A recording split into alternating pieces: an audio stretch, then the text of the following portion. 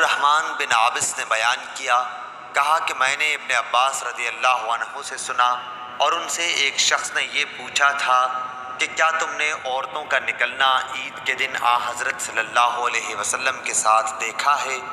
انہوں نے کہا کہ ہاں دیکھا ہے، اگر میں آپ کا رشتہ دار عزیز نہ ہوتا تو کبھی نہ دیکھتا، یعنی میری کم سنی اور قرابت کی وجہ سے حضرت مجھ کو اپنے ساتھ رکھتے تھے۔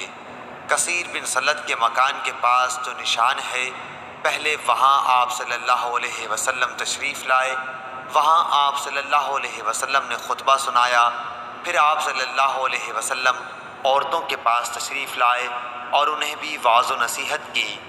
آپ صلی اللہ علیہ وسلم نے ان سے خیرات کرنے کے لیے کہا، چنانچہ عورتوں نے اپنے چھلے اور انگوٹھیاں اتار کر بلال رضی اللہ عنہ کے کپڑے میں ڈالنی شروع کر دیے۔ آخر حضور صلی اللہ علیہ وسلم بلال رضی اللہ عنہ کے ساتھ گھر تشریف لائے۔ صحیح بخاری حدیث نمبر 863۔